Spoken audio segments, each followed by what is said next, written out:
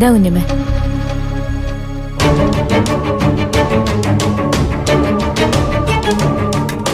സോനെ,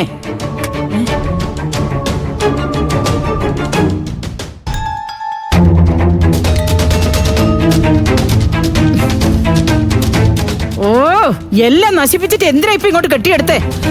ഞാൻ എന്ത് നശിപ്പിച്ചെന്നാ നീ പറയുന്നേ? അതെന്താണെന്ന് നിങ്ങൾക്ക് അറിയില്ലേ? നിങ്ങളുടെ മനസ്സിലുള്ള കാര്യം എന്തിനാ മാഷിനോട് തുറന്നു പറഞ്ഞത്? ഞാനായിട്ടെല്ലാം വിളിച്ചു പറഞ്ഞതാണോ? സാഹചര്യം എന്താണെന്ന് നിനക്കറിയത്തില്ലേ? സാഹചര്യം ഇന്ദ്രനെ തകർക്കുന്ന കാര്യം കുഞ്ഞമ്മയ്ക്ക് പറയാതിരിക്കായിരുന്നു. അനന്തൻ മാഷിനെ പോലെ ഒരാൾ വന്ന് ചോദിക്കുമ്പോ നോണ പറഞ്ഞു നിൽക്കാൻ എനിക്കറിയില്ല. പിന്നെ ഈ അനന്തമാഷാരെ ദൈവമാണോ? ഇത്രയൊക്കെ പേടിയുണ്ടായിരുന്നെങ്കിൽ പിന്നെ നീ എന്തിനാ എല്ലാവരുടെ മുന്നിൽ സത്യങ്ങളൊക്കെ വിളിച്ചു കൂവിയത്? അതുകൊണ്ടല്ലേ മാഷ് എന്നെ തേടി വന്നത്. ഓ, അതിനൊരു കാര്യമേ ഉള്ളൂ. ഇന്ദ്രേട്ടനെ സമാധാനം കെടുത്ത് മറ്റുള്ളവരെ എങ്ങനെ ദ്രോഹിക്കാന്ന് ചിന്തിച്ചോണ്ട അമ്മ ജീവിക്കുന്നത് തന്നെ. ദേ വേണ്ട സോനെ, കൂടുതൽ നിന്നെ പേടിപ്പിക്കാൻ നോക്കല്ലേ. അമ്മേനെ എന്ത് ചെയ്യും? ഞാനും അമ്മയുടെ മകളല്ലെന്ന് പറയോ? അങ്ങനെ പറഞ്ഞാലും എനിക്ക് യാതൊരു കുഴപ്പമില്ല. മക്കളോട് സ്നേഹമില്ലാത്ത ഇങ്ങനെ ഒരാളുടെ മകളാണെന്ന് പറയുന്നതിനേക്കാളും നല്ലത് അമ്മ ഇല്ലാത്ത തന്നെയാ. അതോടെ എനിക്ക് ആരോട് സ്നേഹമില്ല. നീ കൊണ്ട് കേസ് കൊടുക്കടി. അതെ, ഒന്ന് നിർത്തു സുശീലേ. നീ കാണിക്കുന്ന അഹങ്കാരമൊന്നും എന്നും ഉണ്ടാവില്ല കേട്ടോ. വർഷങ്ങളൊക്കെ മുന്നോട്ടാ പോകുന്നേ. പ്രായമാവുമ്പോ മക്കളുടെ ആശ്രയമൊക്കെ വേണ്ടി വരും. ഓ പിന്നെ ഇതുപോലത്തെ മക്കളെ ആശ്രയിച്ച് ജീവിക്കുന്നതിനേക്കാളും ഭേദം ചാകുന്നതാ. ഓ,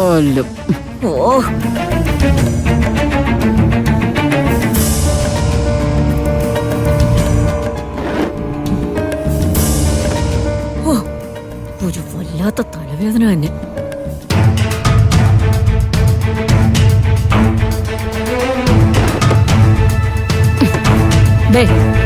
കുഞ്ഞുമ്മയ്ക്ക് ആ മാഷിനോട് എനിക്കൊന്നും അറിയില്ലെന്ന് പറയായിരുന്നില്ലേ?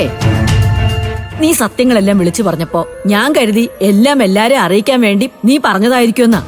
ഓ ആ, ഒരു കണക്കിന് നന്നായി. വർഷം കുറയായി ഞാൻ ഇതെല്ലാം മനസ്സിൽ വെച്ച് ജീവിക്കുന്നു. ഇതോടെ എല്ലാം കഴിഞ്ഞല്ലോ. ശരിയാ, അമ്മയ്ക്ക് സമാധാനമായി കാണും.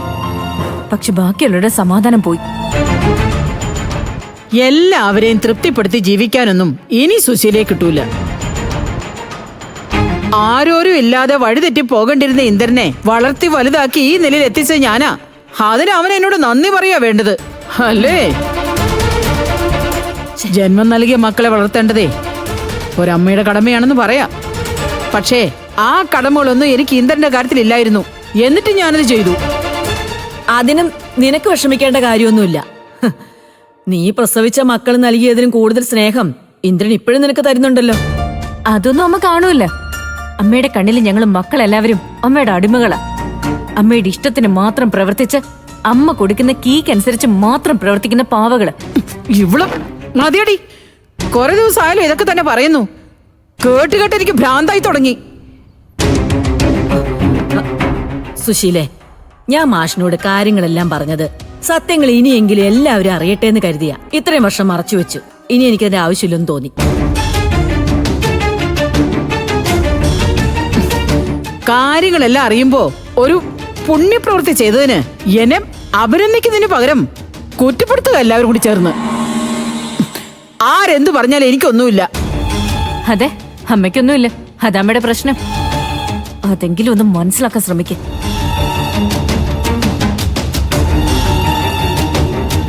സുശീലേ, ഇനിയിപ്പോ വഴക്കും പ്രശ്നം ഉണ്ടാക്കിയിട്ട് എന്തിനാ? കാര്യങ്ങൾ എല്ലാവരും അറിഞ്ഞു. സാവകാശം എല്ലാം എല്ലാവരും അംഗീകരിക്കും. പൊരുത്തപ്പെട്ട് മുന്നോട്ട് പോകും. അതല്ലേ ജീവിതം.